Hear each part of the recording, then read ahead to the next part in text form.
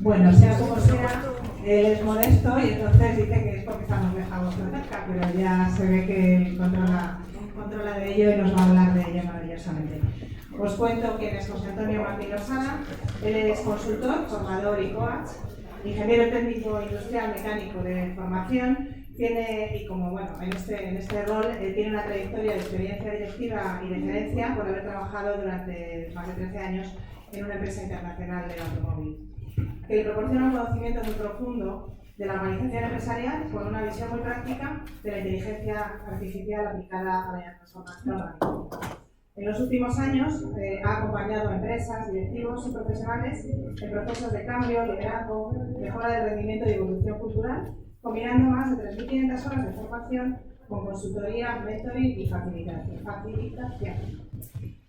Hoy centra especialmente su trabajo en ayudar a las organizaciones a integrar la inteligencia artificial de forma útil, realista y orientada a resultados. No desde el humo, no desde la moda, sino desde herramientas concretas que permitan mejorar la productividad, la toma de decisiones, el aprendizaje y la capacidad de crecer con mayor consistencia. Todo esto a los economistas nos encanta, ¿no? Verlo y trabajar, ¿no? Su mirada conecta con estrategia, personas, procesos y tecnología con un propósito que es muy claro: convertir la transformación del próximo año en una realidad posible, práctica y bien construida. Pues adelante, cuando quieras. Muchas gracias, Rocío. Me halaga lo que has hablado de mí. Bueno, estamos aquí hoy para hablar de la inteligencia artificial. Como ha dicho la presidenta de la comisión, para hablar de lo bueno y de lo menos bueno, porque la IA nos da mucha versatilidad, nos da muchas opciones, pero a su vez también nos puede confundir en ciertos momentos. El título de mi charla tiene que ver con la inteligencia de decidir. Y quiero comenzar con unas preguntas y que realmente podáis interactuar como público. Así que yo voy a permitirme salir y si alguien tiene una respuesta, pues que me la pueda dar con el micrófono en mano. ¿De acuerdo?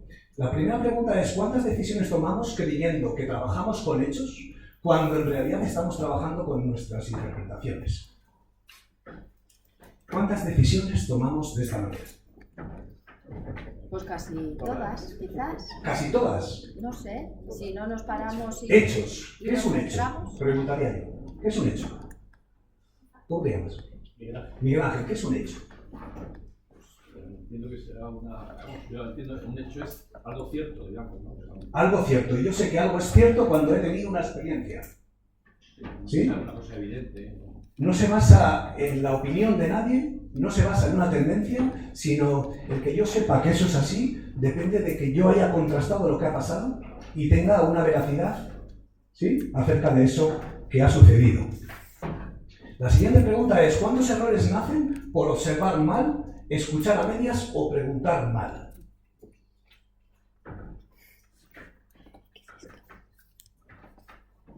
Observar mal. ¿Cómo tenemos la mirada? ¿Está distorsionada? Depende de que nos hemos levantado. Es una parte de prejuicios, ahí pensamos ya y entonces queremos escuchar lo que queremos oír, ¿no? Tenemos una mente programada que quiere escuchar determinadas cosas, y si alguien está centrado en nuestra tendencia de pensar, le atribuimos de que eso es cierto. ¿Por qué? Porque tenemos un ego, porque tenemos... Porque no tenemos tiempo. No tenemos tiempo. ¿Ok? La siguiente pregunta: ¿estamos usando la tecnología para entender mejor o para acelerar lo que ya entendíamos mal? Lo segundo. Lo segundo. Yo cuando te escuchaba, entendía que esta pregunta iba encaminada un poco a ese tipo de respuesta. Estamos en un mundo acelerado, con mucho cambio. Primero llegó la informática, luego llegó la tecnología, luego ha llegado la industria 4.0, ahora está llegando la IA, transformación digital, pero ¿tenemos ordenados nuestros procesos? El flujo de la información que precisamos para ser coherentes en este mundo que ha avanzado tanto está alineado con el uso de la IA. ¿O quizás está sucediendo que aceleramos y no tenemos resuelto la primera parte. Yo cuando me presentaba a Rocío y empresas me solicitaban mis servicios, yo me negaba a dar muchos servicios porque querían cosas que eran incoherentes. Es decir, rechazar trabajos, aunque eran interesantes a nivel económico, porque no veía que el propósito iba a llegar a buen término. Es decir, yo prefiero trabajar con aquellos que están preparados que con aquellos que no. Y en el caso de hacer una auditoría y observar que lo primero que había que hacer, en vez de hacer Industria 4.0, era hacer una estandarización limpia de los procesos, la gente me decía, ¿estás loco? ¿Estás rechazando a un buen cliente? No, estoy rechazando una opción que el cliente ha valorado y que quiere hacerla sí o sí. Se le ha metido en la cabeza que quiere hacer esto, pero conmigo no lo va a hacer. Porque era incoherente, no tenía ningún sentido. Nadie comienza las casas por el tejado.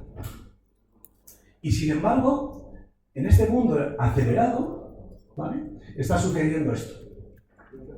Entonces, la transformación digital no empieza por la tecnología, sino que empieza en la calidad con la que observamos esta realidad. Hace poco tiempo, en un programa de televisión, a algunos les gustará el programa, a otros no, estaba una mujer periodista, se llama Pepa Bueno, de Televisión Española, con Broncano. Y este hombre, que no se prepara nunca las entrevistas, hablaba de un tema que me surgió así, de repente. Dice, oye, Pepa, tengo una inquietud. ¿Qué inquietud tienes? Pues mira, he escuchado una premio Nobel de la Paz que dice que claro, el sentido que tiene lo que estamos haciendo es contraproducente con lo que queremos. ¿De qué me estás hablando? Mira, estoy hablando de lo siguiente. Resulta que si queremos avanzar, tenemos que construir una realidad común. ¿Qué es una realidad común? Una realidad común es algo que está basado en el consenso. En el consenso de lo que observamos, de lo que escuchamos, de lo que son las respuestas que surgen a las preguntas que realizamos. Y cuando tenemos una realidad común y existe un consenso, podemos tomar decisiones acertadas hacia nuestros propósitos, hacia nuestros objetivos, hacia nuestros retos. ¿Qué pasa si no tenemos una realidad común? Que parecería que estuviéramos todos en un psiquiátrico. Cada uno tiene unas ideas, unos planteamientos y no podemos construir desde ahí. Porque lo que para mí ahora es blanco, para ti es gris. O para él, para Miguel, es negro. ¿Cómo podemos generar un equipo basado en la interpretación de los hechos si no tenemos una realidad común? Es difícil, ¿no? Una buena máquina no es la que nunca se para. Bueno, pues aquí he traído una metáfora de lo que es el mundo industrial que yo he conocido durante 13 años. Esto ha sucedido en Valladolid. ¿Para qué sirve un interruptor? Para encender o apagar. ¿Qué pasa si el interruptor está a medias? ¿Habéis tenido la experiencia de dejar un interruptor a medias? Saltan chispitas. Saltan chispas. Imaginaros una persona que está en un puesto organizativo de toma de decisiones con cierta responsabilidad y no sabe qué decisión tiene que tomar. Porque un día le dijeron, si la producción no va bien, es decir, estamos cometiendo errores, hay defectos a la salida del proceso, tienes que parar la línea. ¿Sí? ¿Es coherente esa decisión? Sí. ¿El criterio está bien formulado? Si estamos cometiendo errores, Corta. hay que parar, porque si no luego nos toca hacer retrabajos. Nos toca volver a trabajar sobre lo que estábamos trabajando. Bien, es coherente. ¿Qué pasa en las líneas de mando? Que tienen que responder ante los resultados. Y el día a día nos va presionando. Es una decisión también coherente el producir porque hay que cumplir con el día a día. Pero ¿cuántas veces se ha tomado la decisión de venga, tira para adelante que tenemos que sacar los números del día? que me la estoy jugando. Porque eso es una decisión egocéntrica. Es una decisión egocéntrica. ¿Y tú crees que en las empresas, en las multinacionales, en Valladolid esto ha pasado? En todos los lados. En todos los lados. ¿Qué pasa cuando una persona tiene que tomar una decisión de parar o seguir? Porque unas veces me dijeron para y seguí, y otras veces paré y me dijeron tenías que haber seguido.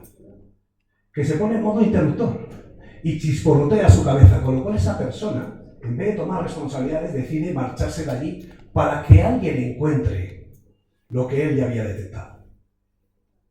Esto es una realidad. Y sucede no solo en las empresas, sucede en más sitios. Con lo cual, una máquina buena no es esa que nunca se para. Y producir más no siempre es mejorar.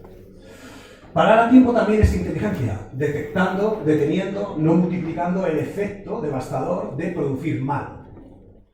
Ustedes son economistas. ¿Para qué se ha hecho una empresa? Para ganar dinero. Y si los responsables que toman decisiones incoherentes lo que están haciendo es perder dinero, ¿qué harían con ellos? Depende del poder que tengan. Ya, pero si al final la cadena de mando está contaminada por el ego y no por el bien común, todas estas tendencias, todas estas situaciones se multiplican cuando yo pongo a funcionar la IA en mi empresa y la IA decide hacer cosas que no tienen ningún sentido. Uy, perdón.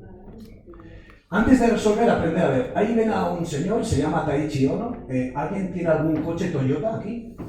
¿O lo ha tenido? ¿Algún coche? ¿Sí, Miguel? Me da igual Toyota, Honda, ¿sí?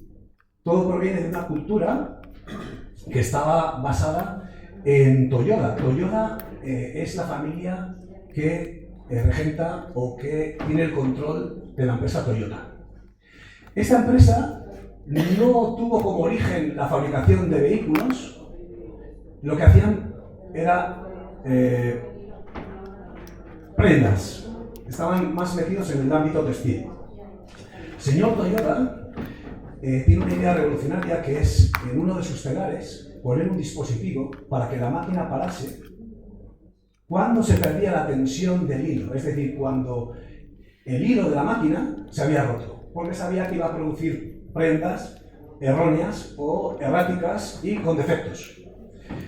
A continuación viene este señor, el señor Taichi Ono, que forma parte de su empresa y crea otra idea revolucionaria, que es, cuando hay un fallo, me encierro en un círculo y no salgo de él hasta que haya resuelto el problema o haya comprendido cuál es el problema.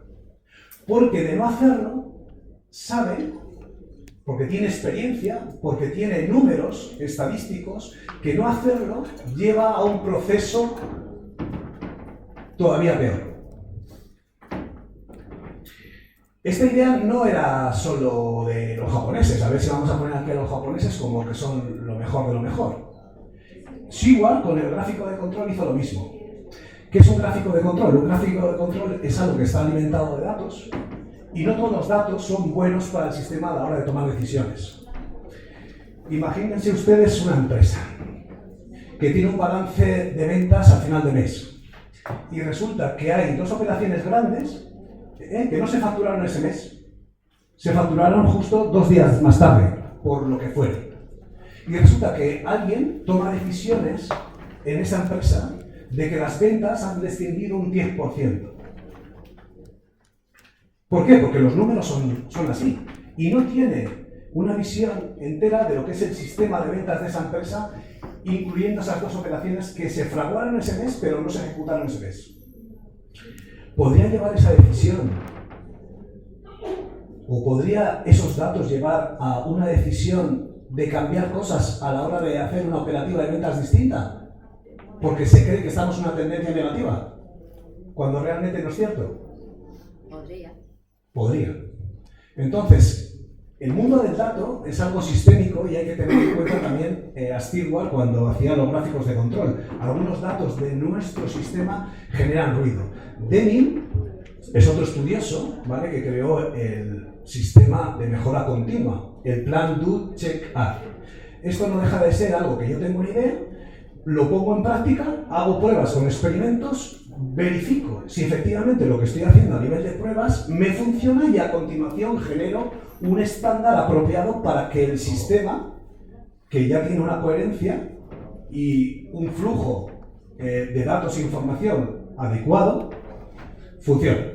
En la aviación también descubrieron que toda la tecnología no era lo suficientemente hábil para resolver determinados problemas, así que inventaron un sistema, ¿vale?, con una serie de checklists, esto también lo han hecho en medicina, para saltarse todos los posibles errores humanos, ¿vale?, intentando no dar por hecho que la tecnología es lo que nos da la verdad.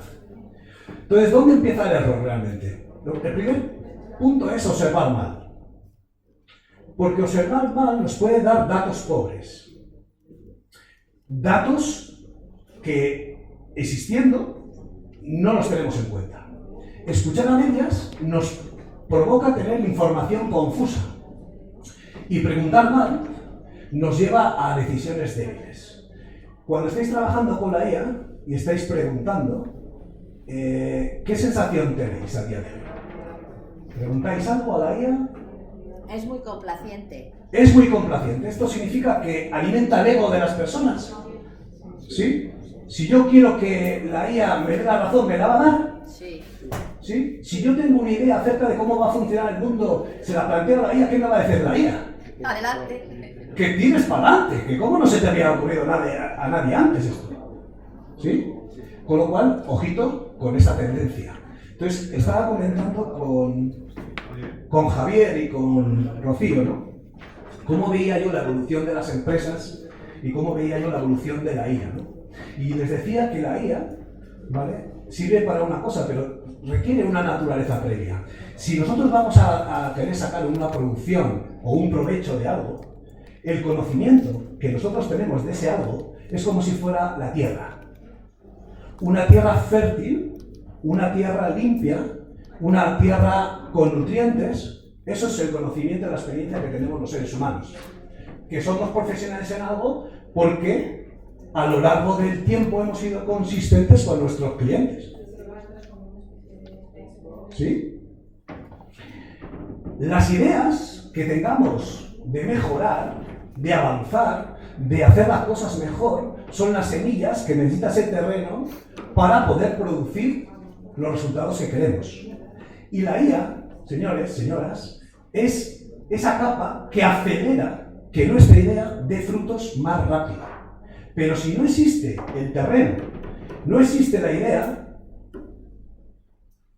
no nos va a dar nada, nos va a dar complacencia. ¿Sí? Esto quiero que lo entendáis muy bien, y muchas veces las ideas están en capas inferiores, las que están en contacto con la realidad, pero no las capturamos bien o no se tienen en cuenta. Entonces todo esto puede provocar lo que están leyendo ahí, la fatiga invisible. Reuniones hay y muchas, pero no fomentan claridad.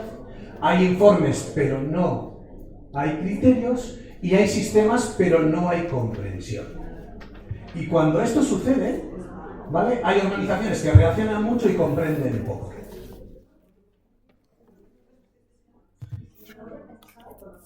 ¿A qué te dedicas? Sí. ¿Tu nombre? Andrea, te voy a invadir tu espacio. Andrea, ¿a qué te dedicas? Trabajo en una... ¿En una fábrica? ¿De qué sector? de quesos. ¿De quesos? No quiero adivinar, ¿es de Valladolid? ¿Es entre Pinares? Sí. Andrea, ¿estas cosas que he dicho suceden en tu empresa? ¿A qué nivel? Pues en todo, En todos los niveles. ¿Qué impacto económico, ya que estamos en el mundo de la economía, puede provocar que se tomen decisiones incoherentes en tu empresa? Bastantes pérdidas. Claro, una empresa está para ganar dinero ahora y en el futuro, porque si en el futuro no somos rentables, ¿qué harías con tu empresa? Hombre, no. Antes de cerrarla yo la vendería. cerrarla no es una opción.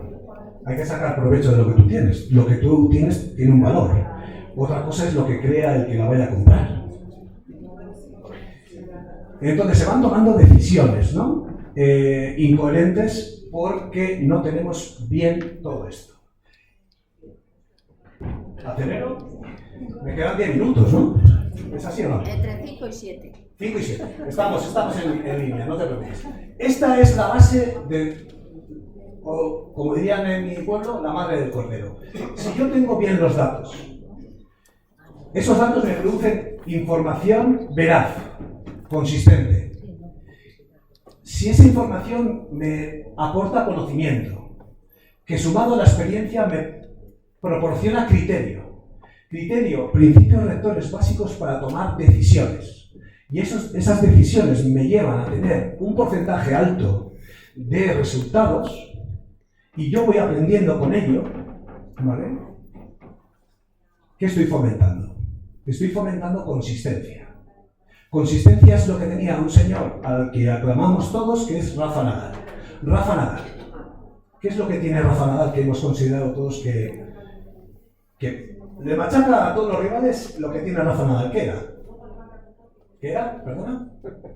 ¿Qué tenía Rafa Nadal que no tenían otros rivales? ¿Eh? Tenaz. Más que tenaz. ¿Por qué Confianza en sí mismo. Confianza. Tenía una mentalidad. Una mentalidad basada en mucho tiempo de entreno. Muchos datos, mucha experiencia, mucho trabajo. ¿Sí? Mucha corrección, mucho feedback, mucho cambio de estrategia, de tipo de saque, de cambiar la raqueta. Todo eso le lleva a aprender, ¿vale? Y sobre todo a crear una mente poderosa que hasta el último punto puede ganar. Y esto lo ha demostrado muchas veces. Datos, información, conocimiento, criterio, decisión, resultados, aprendizaje y consistencia. Por lo tanto, la calidad del resultado no va a ser nunca superior a la calidad de los datos de partida. Si tenemos un dato erróneo, la información ¿cómo va a estar? Contaminada. Nuestro conocimiento distorsionado. El criterio perturbado. Y la decisión que tomemos inconsistente. ¿Cómo se construye una base ganadora? Pues aquí ya estamos entrando en el mundo de la tecnología. Primero hay que capturar, validar y ser preciso a la hora de obtener el dato.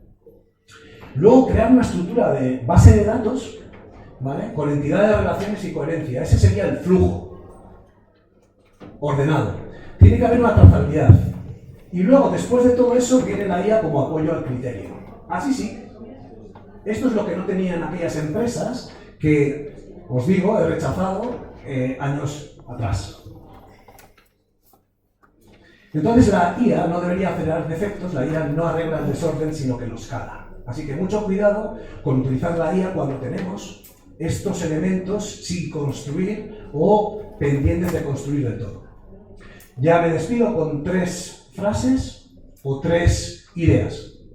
El verdadero salto no es digitalizar procesos, sino que el verdadero salto es humanizar la inteligencia con la que decidimos. Esto ya lo han dicho las personas que han venido o me han precedido antes del juego. ¿Sí? La tecnología puede acelerar mucho, pero solo la claridad transforma. Y por último, para despedirme, la ventaja del futuro no está o no va a estar en quien tenga más datos, sino en quien sepa mirar mejor la realidad y conversar mejor sobre ella.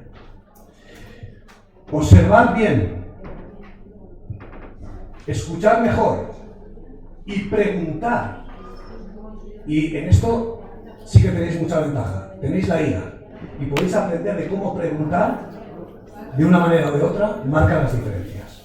Así que todos a jugar, no tengáis miedo de utilizar la IA, pero sí tenéis que empezar a comprender cómo funciona. Si uno ha hecho un ejercicio previo que es trabajar la comunicación consigo mismo y hacerse las preguntas que se tenía que hacer, con la IA va a ser mucho más resolutivo. Y va a comprender cómo determinadas cosas que suceden en nuestra cabeza, suceden en la cabeza de la IA. Porque los que la han creado con un instinto, una naturaleza parecida a ese diálogo interno que tenemos. Muchas gracias por la atención y gracias por venir. Yo tengo una cosa. Una cosa. He oído que la IA está entrenada como tipo TikTok para tenerte enrollado mucho tiempo en preguntas y respuestas, preguntas y respuestas, preguntas. ¿Es cierto? Es que lo he oído hace poco. Yo no tengo esa sensación porque desde el principio de la utilización de la IA, yo lo primero que hice es hacer un máster, ¿vale? Y he utilizado diferentes tipos de IAs generativas. Y mi sensación es que la IA no domina la conversación, sino que soy yo. Pero porque acoto bastante la forma de Preguntar. preguntar y la relación que quiero tener con ella. Vale, gracias. ¿Vale? ¿Qué nos aconsejas? ¿Cuál sería el camino para el profesional? ¿En qué punto estás ahora mismo de Usuario, pero cómo utilizas? ¿Qué herramienta utilizas? ChatGPT, ¿ChatGPT? Gemini, Gemini. o también hay una para PowerPoint también. Ok. ¿Qué te aconsejo y cuánto tiempo llevas? Al principio, claro. Pero aprendí con ChatGPT al principio, fue la primera vez. Voy a coger... Yo he incorporado Gemini, ahora la duda es si Cloud también, ¿no? A ver, yo como guías generativas utilizo ChatGPT, modelo 5.5, modelo 5.5 porque pago por utilizar la versión empresa. Pago 29 euros y a la media hora ya la tengo amortizada. ¿Me seguís? Modelo 5.5 es mucho mejor que el 5.4 y el 5.4 ya estaba bien. Te diría que Denny, ¿vale? Que es la persona que hizo el plan Do Check Add, utilizarías ese sistema. Planifica qué cosas quieres resolver, qué cosas quieres aprender, porque claro, aquí hay una cuestión muy importante. ¿Para qué utilizaréis la IA? ¿Para que os dé respuestas o para aprender de ella? ¿Qué deseas? Las dos cosas. Si nos quedamos solo en que nos dé respuestas, vamos mal. Vale, vale. Porque hay una muy buena oportunidad para aprender de la IA. Es como ese estudiante que llamábamos para que nos enseñase cómo hacía las cosas y sentados al lado suyo aprender aceleradamente de sus procesos. Pues la IA ha venido a ser no ese estudiante, sino múltiples estudiantes de diferentes temas para poder hacerlo. Entonces, lo primero, planifica qué quieres aprender y qué quieres que te dé. Haz pruebas, ensayo-error, verifica cómo funciona de una manera y cómo funciona de otra y quédate con lo que más provecho saques.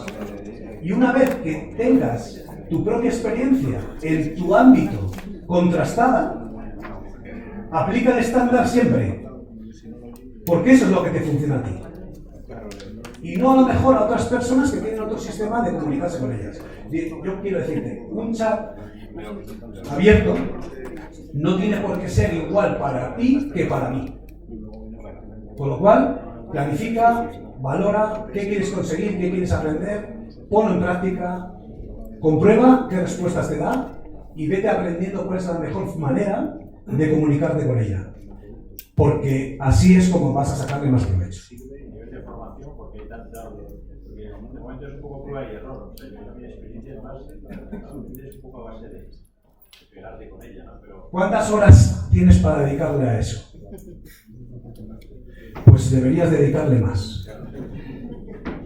Muy bien. Gracias, José Antonio Martín Losada.